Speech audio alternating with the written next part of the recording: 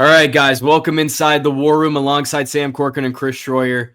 I'm Shrikar Rajendran. It is UFC Vegas 110. We are back in the Apex. Garcia versus Onama, and we've got a full slate of fights to get through. We will be breaking down every single matchup, talking predictions, betting angles, who we think is walking out with their hand raised.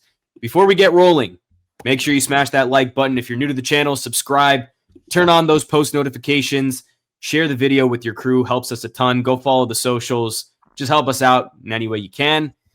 Fellas, this is a pretty decent card. I think this event is, or this main event, I should say, is one of the more underrated ones of 2025. I think this could be a fight of the year candidate between Steve Garcia and David Onama. But overall, how are you guys feeling about this card? It's decent for an Apex card. It's not something I'm that excited about, if I'm being completely honest. But at the end of the day, very, like you said, Shrikar, a very underrated main event. I think this could be one of the best fights of the year, if I'm being completely honest. That's really the main reason why I'm watching this. Great co-main event, too. I don't think that's being talked about enough between Ante Delija and Walter Cortes-Acosta, two guys who are promising young prospects in the heavyweight division. I know Cortes-Acosta is coming off a loss, but Delija, man, he looked so good against Tabura. It's going to be interesting to see what he can do for his second showcase. And maybe it's interesting with Aspinall up at the top. I know Aspinall says he will not fight him, but if Delija is on this track, you never know. Yeah, no, I definitely agree. I think very sneaky good main event, good co-main event. I'm going to take it a level up from you, Sam, though. I think this is a great card. I'm going to be completely honest. I think there are bangers all over the prelims, the main card.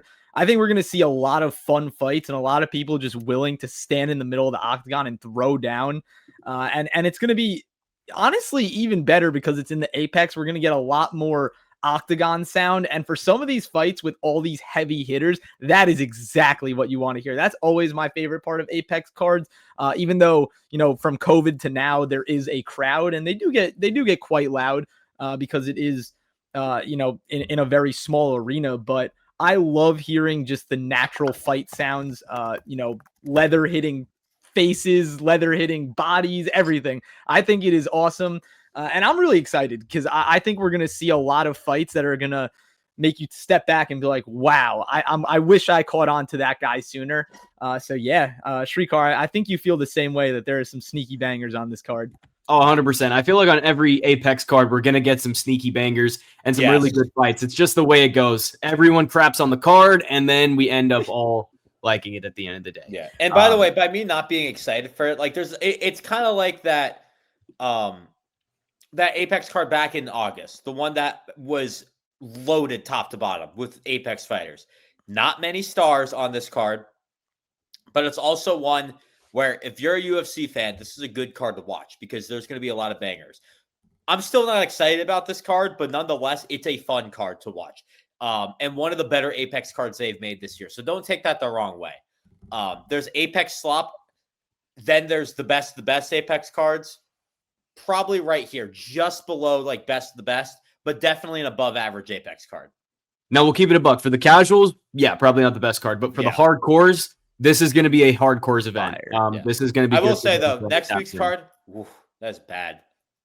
Really, I think next week's card, main event aside, like we'll get into one of the the worst main events. I haven't even looked that far into the future. I haven't looked at that. I think that could be a sneaky card, but that's neither here nor there. We're talking about this week. Let's dive right in. Starting off with the ladies, kicking things off, Talita Alencar versus Ariane Carnelossi. And man, this one had me going back and forth all day. I kept flip-flopping on the pick, but I'm going to side with Alencar here. Here's why. Activity matters. Talita's been fighting consistently since joining the UFC. Debut was less than 2 years ago, and she's been staying busy with MMA and high-level grappling matches. Recently, she dominated Vanessa Demopoulos. I think that really impressed me. And Carnelossi's been super inactive, hasn't fought in almost a year and a half, and before that, she was coming off long layoffs too. You cannot be sharp in MMA when you're only fighting every year or two, but I guess Mizuki proved us wrong last week in that regard. Carnelossi's style is all about pressure. She comes forward throwing wild hooks, trying to overwhelm whoever she's fighting, but her takedown defense is rough, and that's where I think Alencar will take over this fight. Talita's grappling is top tier, and she's not afraid to mix in the takedowns early on.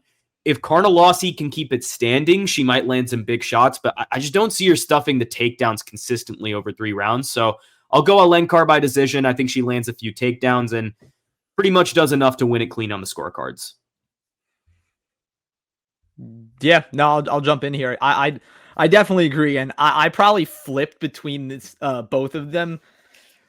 I'm gonna say like at least 6 times today because I go back and forth. Like Alencar is a very good grappler. She doesn't always get the takedown, but she does invoke a high amount of pressure, like you said, Shrikar. And Carnelossi, she is huge. Even though it's a 1-inch height difference, she's just like kind of like a mass. She's wide. She's very strong too. She doesn't have great grappling, and her takedown defense is, just north of abysmal. So I think that looking at it straight up, you want to initially take Alencar just off, good grappler versus bad grappler. But Carnelossi, she does throw. And if it does stay standing and she is able to stuff takedowns, Alencar is going to be in some trouble, in my opinion. And she does have a reach disadvantage of about 3.5 inches. And I just think that the power and the way that Carnelossi fights by marching forward might pose a little bit of problems and a threat to Alencar. But I don't know. I feel like Alencar kind of reminds me a little bit of a Lupi Godinez type fighter. Lupi has a little bit of a better striking, but Carnelossi got dominated by Lupi Godinez. So I'm just going to do simple math. Good grappler versus bad grappler. I'm going to go with Alencar, and I'm going to take her by first round submission. I think she gets her to the floor early and gets her out of there quick. Yeah, I'm a little surprised y'all said you were going back and forth on this. This was an easy pick for me. I got Alencar by sub, just a much better grappler. Someone who's active. I think it's pretty simple. You look at Carnelossi, I was pulling up the grappling stats. Look at that takedown defense. Just atrocious. Yeah, it's terrible. Yeah, not great on the ground at all. I feel like, Alencar is going to win this fight pretty easily, in my opinion. Give me Alencar by sub. I said Mizuki had no chance last week, and she got it done. So you never know. That's also a reason I didn't want to pick Alencar, because I feel like we just dealt with this last week with Amarine versus Mizuki. Trend, but I think safe to say for now, I think I got Alencar. You want to hear a crazy stat as of right now, and this will definitely change as it gets closer to fight time. 71% of the money is on Carnelossi. Wow. Yeah, that's crazy. So she opened as a plus 350 dog, and now she's plus 190. That scared me. That 100% scared me. So take that as you will. But yeah, we're all gonna ride Alencar. I think she's the better pick. Next up, Phil Rowe taking on Seokhyeon Ko. I love the banger. Chris, I'm gonna toss it to you first. Who you got?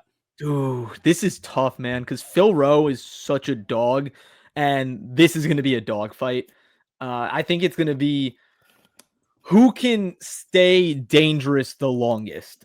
And what I mean by that is Phil Rowe, he might not win the first round, might not even win the first 2 rounds. But that 3rd round, he just has a knack about him where he just turns up and he senses danger and he senses his back is against the wall. And he just throws everything he can at you. Like, look at the Angelosa fight, his last fight. Angelosa, I believe, got cut right after that. Angelosa was destroying him for 2 rounds. Comes back, TKOs him in the 3rd round.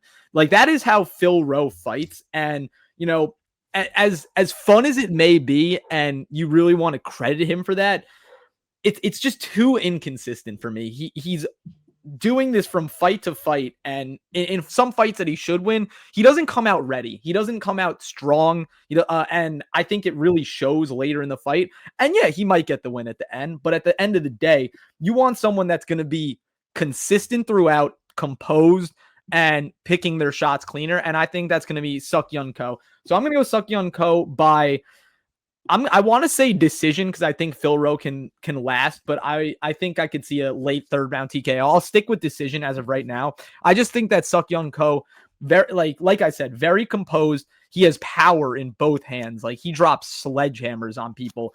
He's strong, has a durable chin, and he's able to mix in wrestling and takedowns. I just think he's the better all-around fighter. So I want to side with him in this. But, you know, I wouldn't be surprised if I saw Phil Rowe pull something out of the hat like a magician, like we know he can. But as of right now, I'm going to go with Seokhyeon Ko by decision. You know, so Chris and I agreed on every pick last week. It's not going to happen this week. I got Phil Rowe. I got Phil Rowe by knockout here. This guy just throws more and throws harder, in my opinion. You also look at his resume. 11-5 doesn't scream that well on paper. Look at some of the guys he's lost to. He lost a split decision to Neil Magny in what was a very close fight. And then he had Jake Matthews, who he took the decision. Jake Matthews did win that fight pretty handily. He's fought some pretty good fighters over the years. He's experienced. I like where he's at right now, and I think that last win is going to help him boost, gives him a good boost in this one. I think he takes out Ko by knockout here. I am a big Phil Rowe fan. That comeback knockout earlier this year made me a lot of money. Pretty legendary. Yeah, me too. That's why I didn't want to pick against him. But in this spot, I'm going with Seokhyeon Ko. Ko's got that combat sambo and judo background, and he's looked solid in his last few fights. He pressures forward. He mixes things up well between striking and grappling. Rowe has got a huge reach advantage here, though. Yeah, that's scary. 8.5 inches. But the thing is, he doesn't always use it well. A lot of his fights turn into, okay, we're going to fight close range, and we're just going to brawl in the pocket. And that's where I think Ko is going to shine. Ko is a southpaw, and I think he can land some clean shots in tight, maybe even hurt Rowe. Plus, Phil has been too comfortable playing guard lately instead of getting up. I think that could cost him here if Ko gets on top. So I will go Seokhyeon Ko by decision. Sam, I don't know if you have your soundboard on you. I got it. There you go. Sam with the lone wolf pick here with Phil Rowe. I'll go Seokhyeon Ko by decision, maybe even a late TKO if he lands something big. But I like Ko's pressure. I like his consistency here. And I think he will get it done. I will be rooting for Phil Rowe, though. I hope he's able to pull it off. But let's get into another women's matchup here. Montserrat Conejo Ruiz versus Alice Ardelean. Sam, I'm going to start with you. Who you got in this matchup? Yeah, this one is a big prove-it fight for Alice Ardelean, I think. I know she's coming off a win, but I think she has a lot more to prove. She's shown that she can fight. Her fist, she has shown, oh my God, the stutter. It's been a long day, boys. She has shown that she can throw real well, has great hands, a fantastic striker overall. Can she prove it against Ruiz, who's objectively a better grappler? I say yes, she can. I think Ardelean knocks Ruiz out, gets a knockout or TKO here.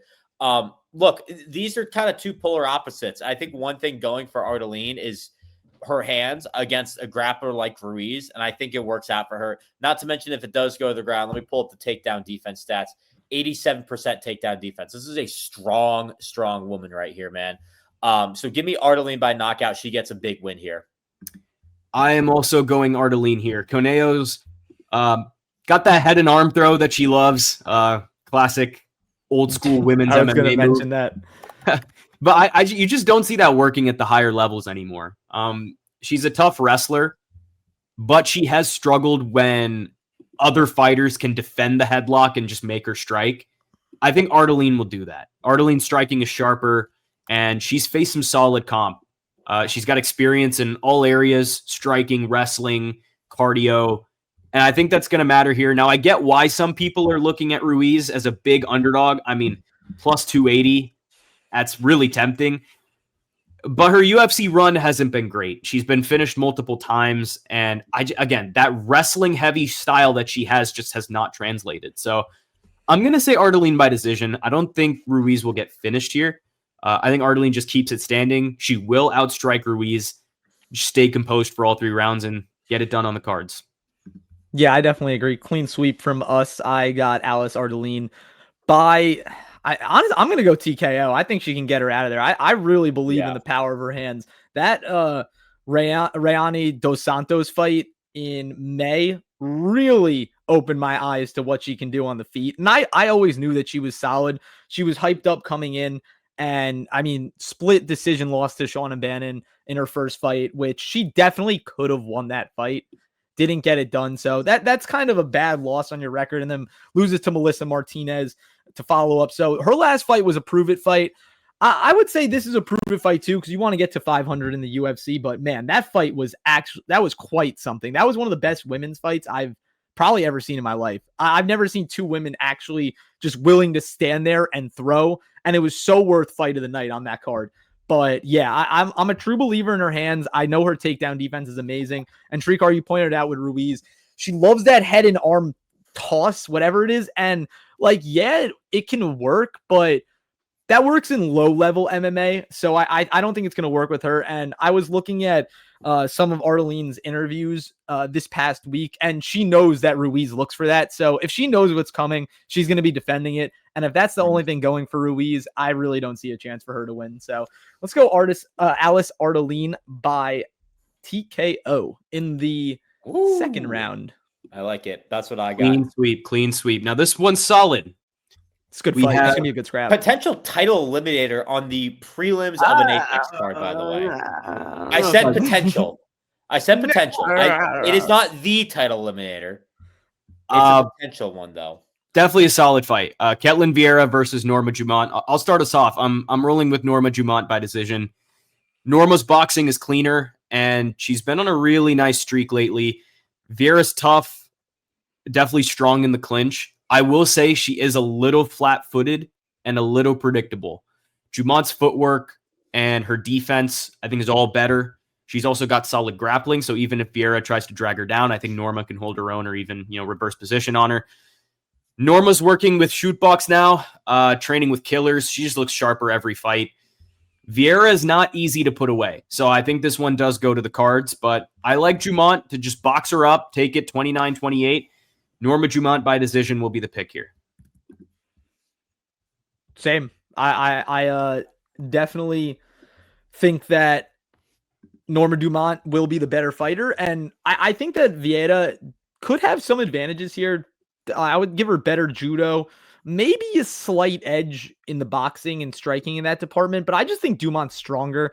She has very good balance when she gets taken down or, is attempted or someone attempts a takedown on her. Sorry, I worded that in a weird way.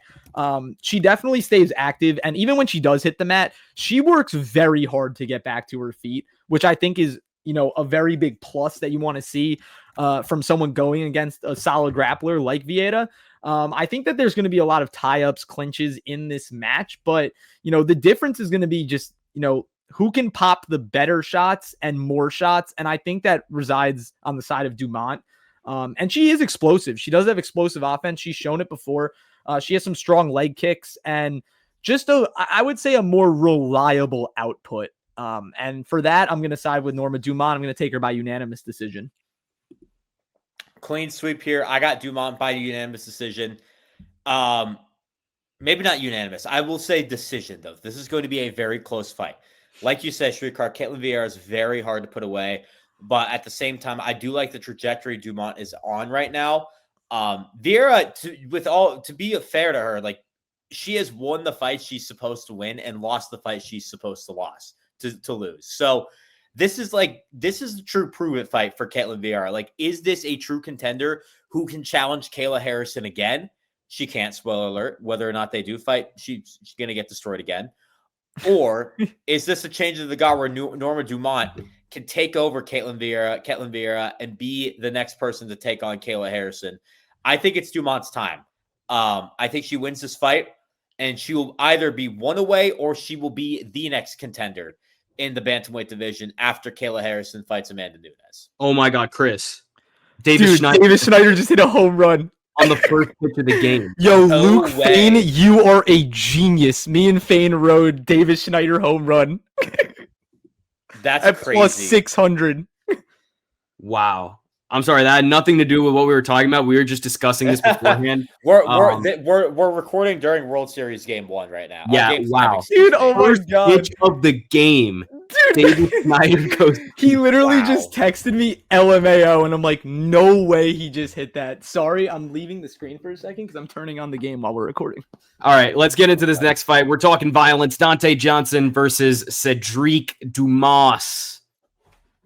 Chris. I'll go first for this one. Chris, I'm going to let you do it off screen. Who are you picking in this fight? Oh my God, Donte Johnson by death. Yeah, Dumas gives me nothing of any sorts that I want to actually put US dollars on him. Every chance I get, I will fade him.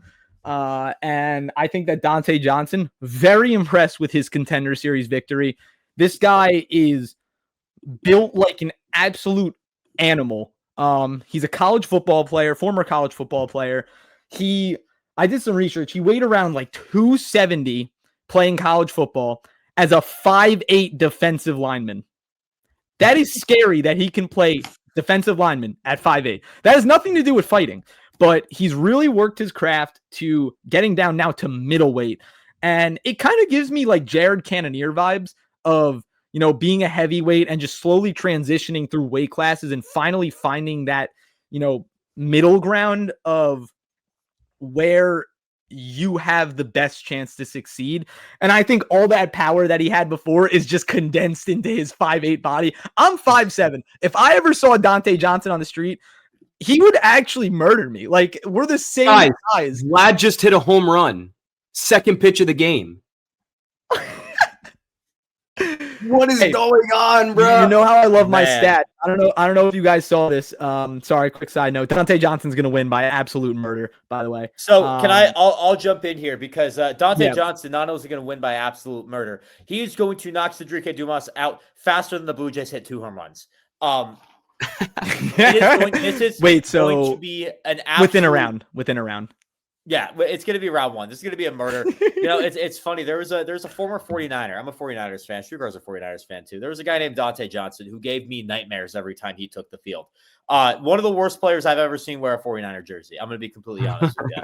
Just got burned left and right. I had a whole video on my old YouTube channel about it that's been since taken down because I felt like I was being a little too mean to him. I'm going to be honest. It was that violent. This Donte Johnson is going to channel that violence I had for the 49ers, Donte Johnson, and channel it on Sedriques Dumas. That's what's going to happen here. I'm telling you right now. Donte Johnson of the Niners gave me some nightmares. Donte Johnson, the UFC, is going to give Sedriques Dumas nightmares. Clean sweep. Give me Donte Johnson by knockout. Dumas is stepping in on short notice, and he's just been inconsistent. Johnson is a freak athlete, big power, explosive hands. He's fighting at the right weight class now at middleweight. I think Johnson walks Dumas down and either flattens him with punches or finishes him on the ground. So I will say Donte Johnson by knockout. Clean sweep from the War Room. I think he gets it done probably inside 2 rounds. Let's move on here. Timmy Cuamba versus Chang Lee. This fight was so hard to pick. Sam, you're first here. I got it. I went with the guy who I think hits a little harder than the other guy. This is going to be a bloodbath, first of all. It could go to decision. It could go to knockout. I think those are honestly the only 2 ways. I don't really see a submission here. But I went with the guy who hits a little harder and is going to have their opponent a little more beat up at the end of the day. And I think he finishes the fight too.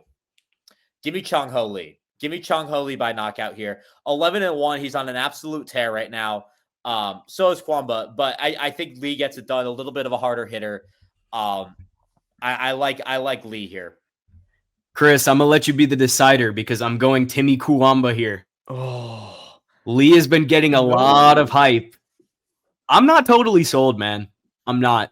Cuamba's boxing is slick, fast hands, and he's technically way sharper than people realize.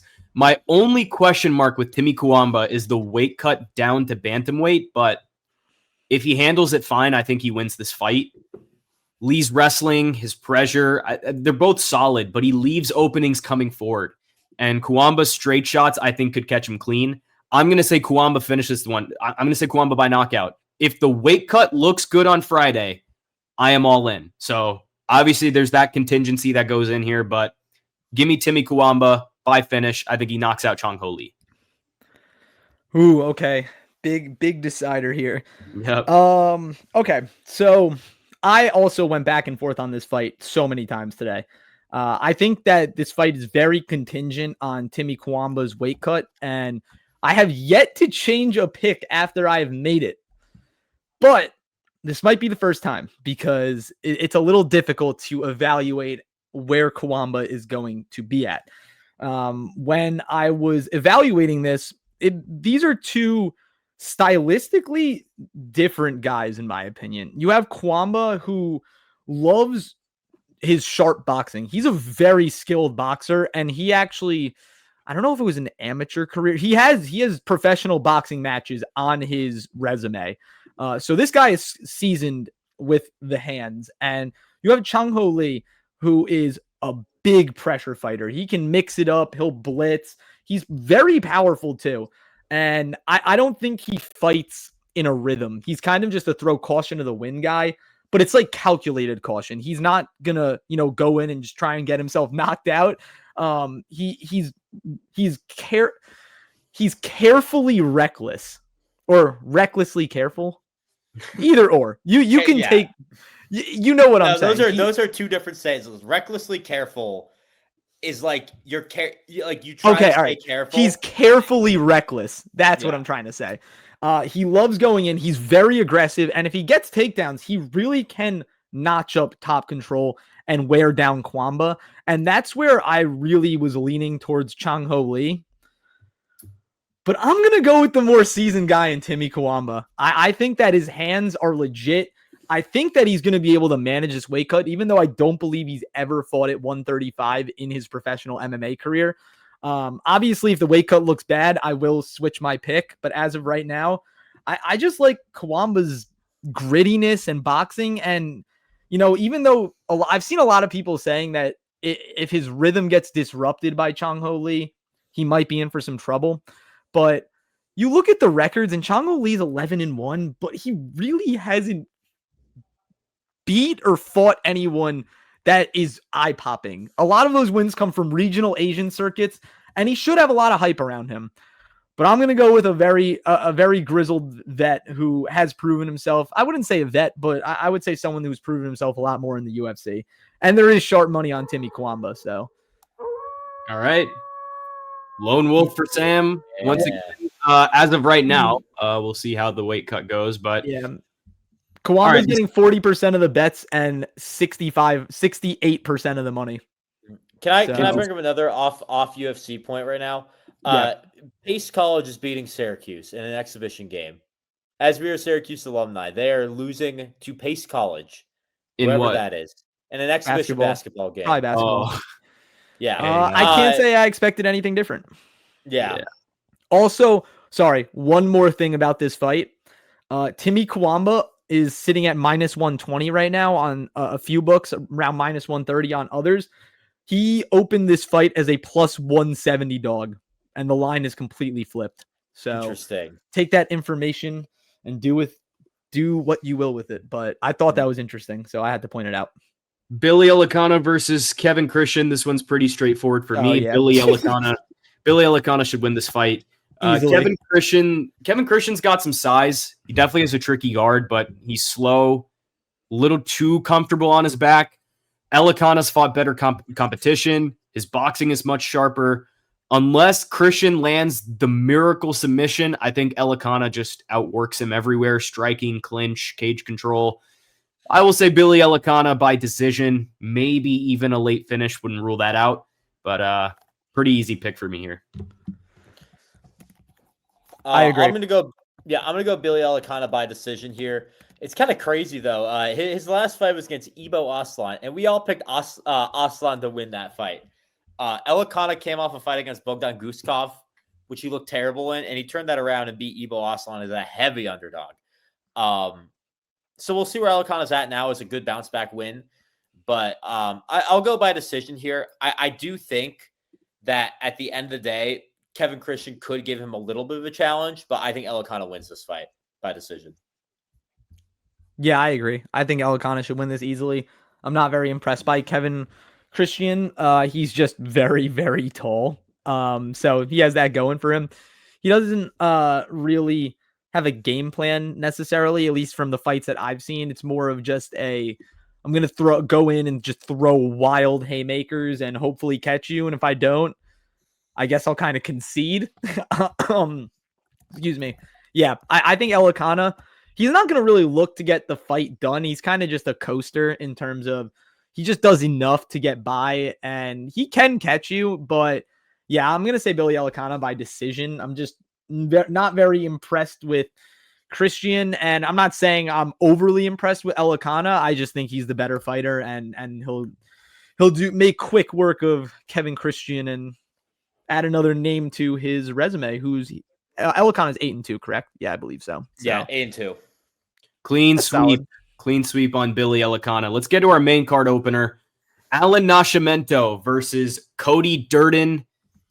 Chris, this is a catchweight bout, by the way. I'm yes trying to remember why Durden is stepping in on short notice. Yeah, they're fighting at 130. Got it. Yeah, catchweight bout. Durden stepping in on short notice. I'm gonna take Allan Nascimento in this one. I like Cody Durden. I've always liked Cody Durden. He's been on a pretty bad skid as of late. He's 1-4 in his last 5. That's not going to be the reason that I'm fading him. I think that Nascimento, he's a very solid fighter. He's also massive for this weight class too. He's missed weight a couple times at flyweight, and he probably is foaming at the mouth that this isn't flyweight and it's a catchweight, so he doesn't have to fully cut weight and commit himself to that. He's very, very good on the ground, like almost too good. He's one of the best grapplers in the UFC, in my opinion. And Durden, he's a fighter that kind of likes to mix it up. He'll stand up and he loves shooting his takedowns, and he can rack up top control. I just think that Nascimento can literally finish the fight from anywhere.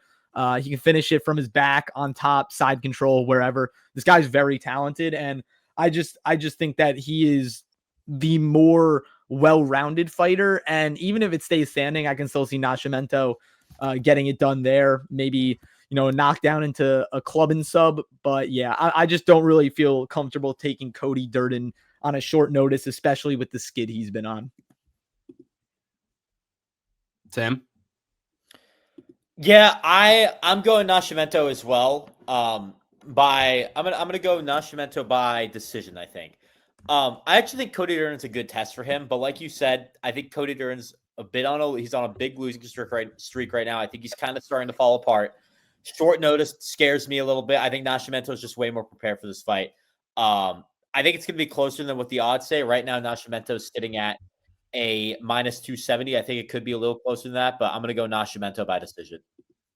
Yeah, I think this is going to be rough for Cody Durden. Nascimento's jiu-jitsu is elite, legit world-class stuff, and I just don't see Durden being able to keep him off his back for long.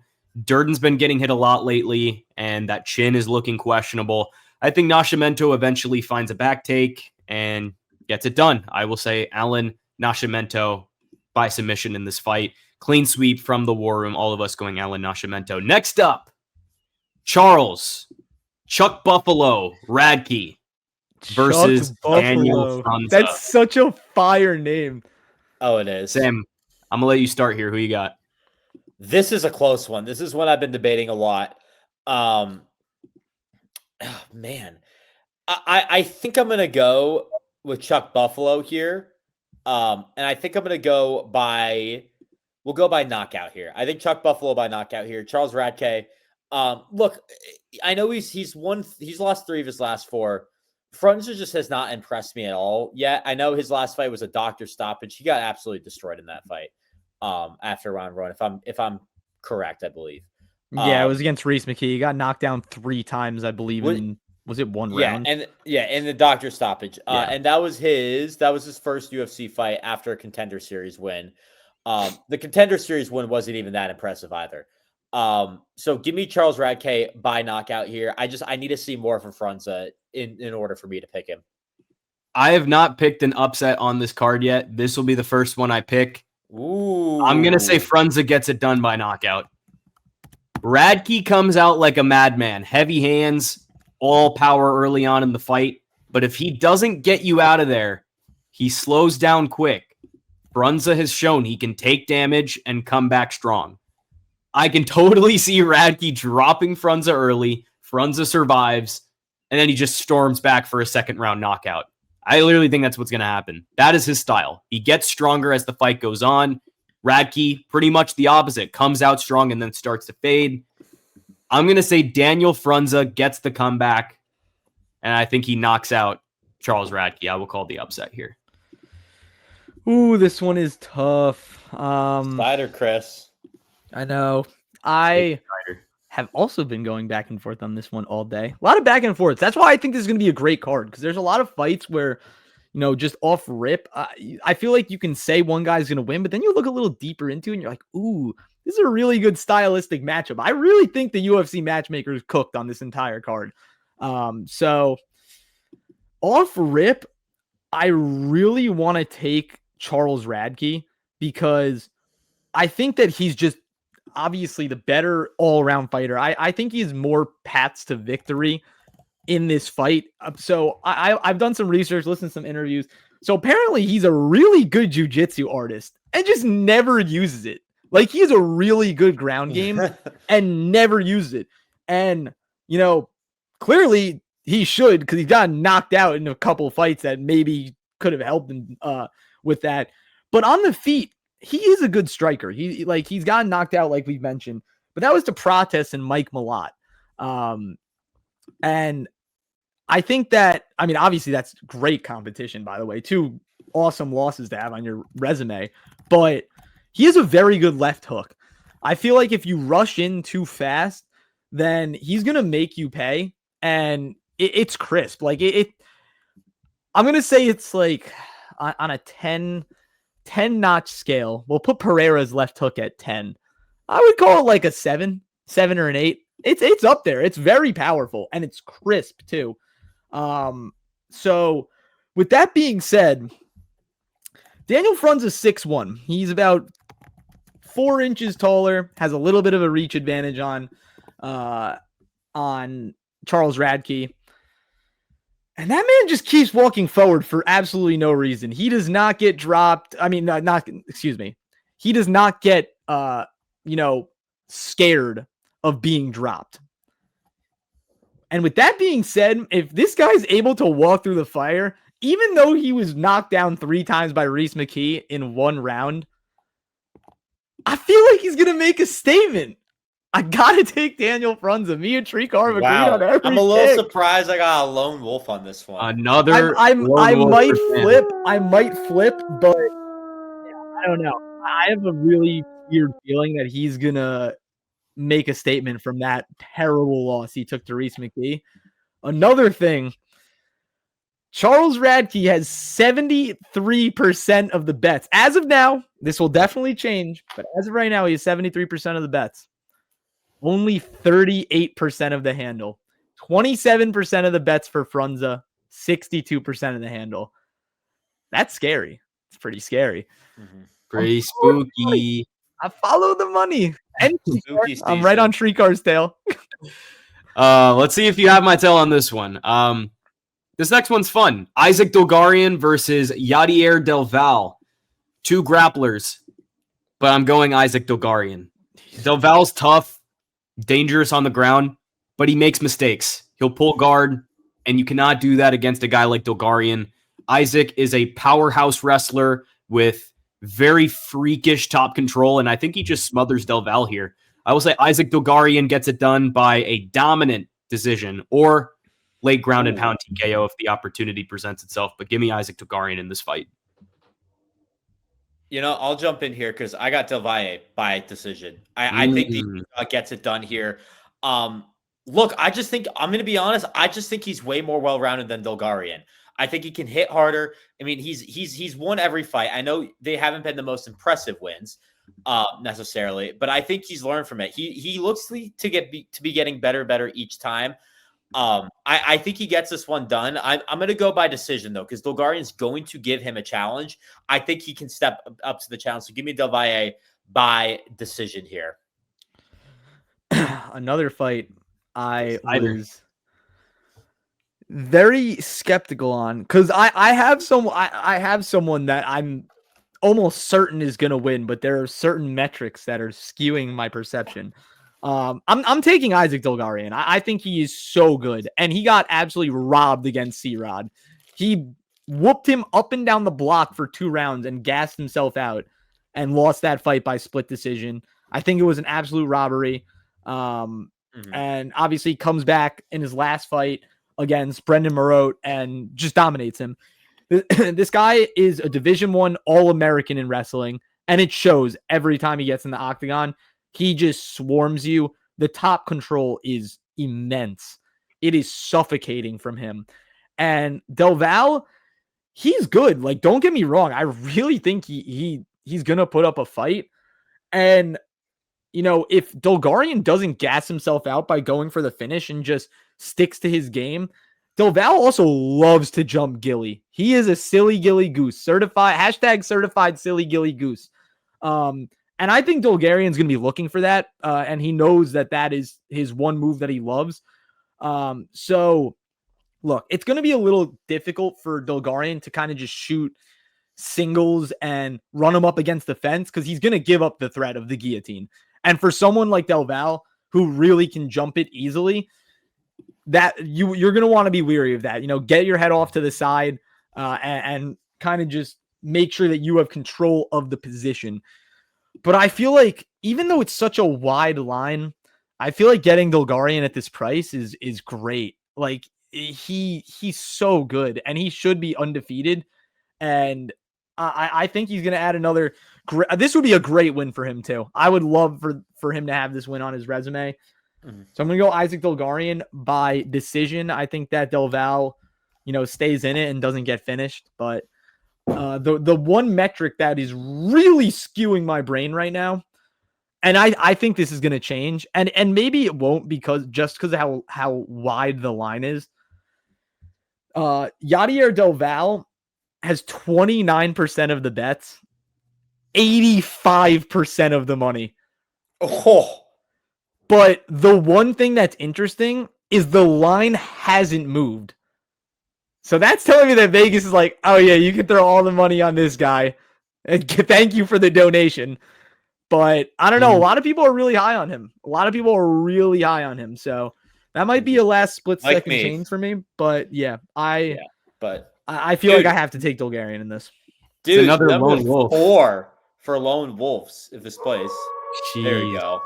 Sam's gonna throw taking over the standings this week, Shrikar. I'm only up 1. I gotta get up bigger. You're taking over the standings. You're already up 1. If anything, I'm the one that's gonna take over. I don't know about that. I'm slowly crawling back. I'm just sitting down here. You know, the bottom's nice. If I go 0-4, it's not going to be good because Shrikar is going to be way ahead of both of us. Yeah. Right, and way ahead of me, and then Chris is going to be catching up to me. Like I might be in last place. Don't worry, I'm keeping the bottom nice and comfy for one of you two to take over it. That won't be happening anytime soon. But let's move on here. Slow grind. This one could get wild. Jeremiah Wells versus Themba Gorimbo. All right. It's an interesting fight, man. Chris, I'm going to let you go first, Chris. I'm going to let you go first. Yeah, sure. Very interesting fight. I was very surprised to see Wells back fighting someone who's actually like a very solid fighter in Themba Gorimbo. I love Jeremiah Wells. I've always loved him. Dude is just so athletic. Like he's almost too athletic. He has a great ground game. He can just shoot blast doubles, get a single leg whenever he wants to. And it seems like he has the power of God in his hands because he just throws with everything he can. And just look at his physique on the screen. That man is cut from stone. Like he is in great shape and he's 39 too. Like he's older, which makes me scared because in a couple of his fights, like I believe he went to decision with Max Payne Griffin, who's a very good fighter to go to decision with, who also has crazy power. But that was also a year and a half ago. Before that, lost to Carlson Harris. And, you know, he has a few names on his resume, really not too much. He hasn't done too much in the UFC. I think he's going to be a little bit too old to really contest Themba Gorimbo. And Themba, you know, he's coming off a bad loss to Vicente Luque, a fight where everyone thought he was going to win. Everyone thought Vicente Luque was washed. Vicente Luque, obviously, said, hold the phone on that. Watch this. Pretty much knocked out Temba Garimbo, but got a submission on the ground. So that wasn't the best showing from Temba, someone who, everyone had high hopes for. He was kind of the talk of the town a couple of years ago. And I think he's going to get back on track here. This is a guy who's, I know you can't really, bring things that have happened to your life into fighting and use that as a reason, but this guy has dealt with adversity everywhere he's gone. I think Jeremiah Wells, being the fighter that he is and the athlete that he is, I think this is just going to be another notch in Temba Garimbo's cap. I think he'll be able to evade. He's a more well-rounded fighter. Jeremiah Wells does have a good ground game, but I don't know if he's going to be able to survive on his back, and I think that's where I see him spending a lot of this fight. So I'm going to go Temba Garimbo to get this one done. I can honestly see by knockout, so I'm going to go Temba Garimbo by knockout. I would say later half of the fight. So if you're doing a little fight parlay, Temba Garimbo and over 1.5. Sam? Go ahead, Shrikar. Oh, me? Yeah, go ahead. Why not you? All right, wait, can I decide? All right, I'm thinking of a number 1 or 2 in my head. Sam, what number am I thinking of? 2. Yeah, you can pick. You have discretion. You won. All right, fine. I'll go first. You know what? I don't care. I'm gonna side with Chris on this one. I'm gonna go Temba Garimbo by decision. Look, I think Jeremiah Wells, like you said, Chris, cut from stone.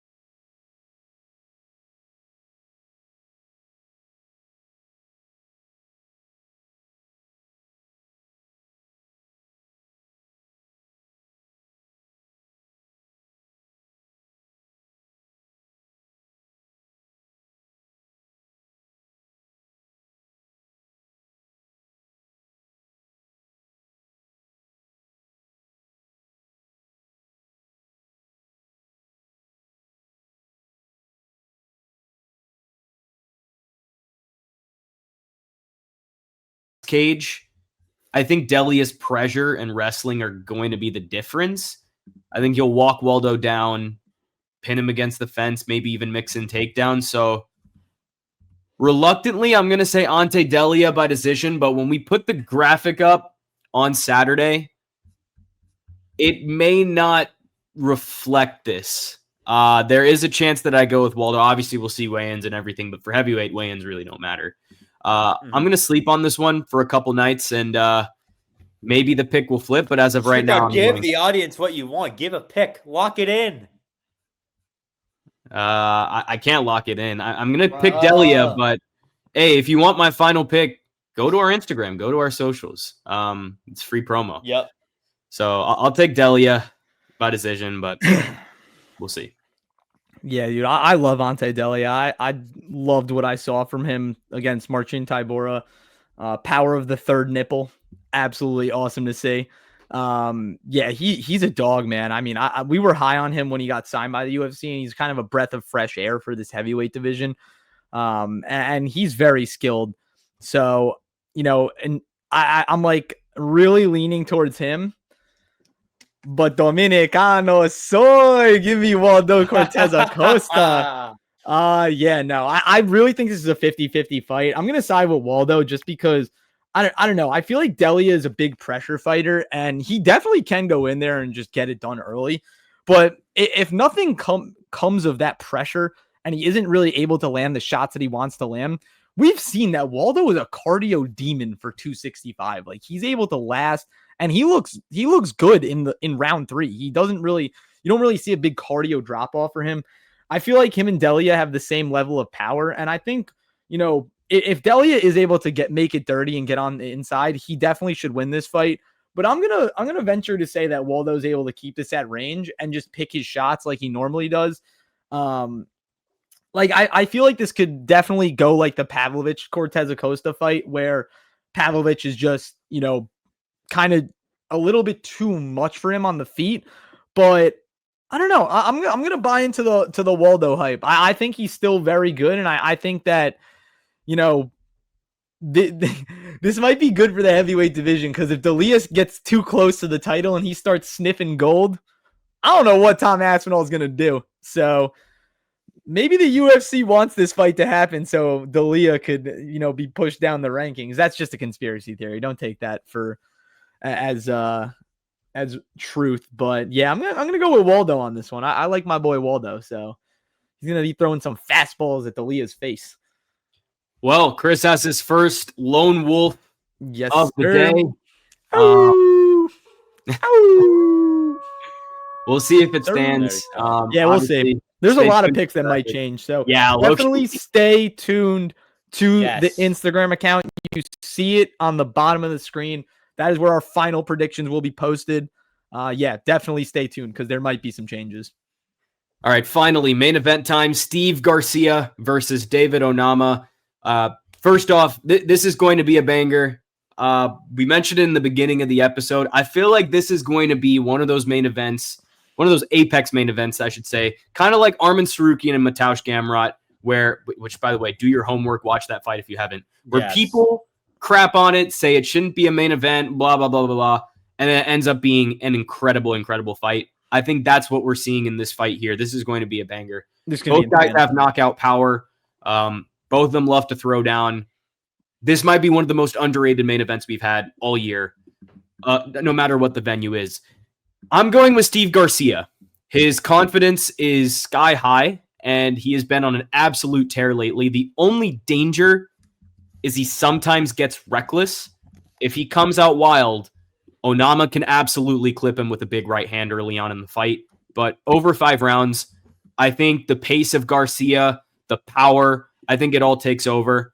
He drags Onama into deep waters. I think he'll eventually find the finish. Give me Steve Garcia by knockout, and I think he will find it somewhere between rounds 2 through 4. So, yeah, give me Garcia by knockout here.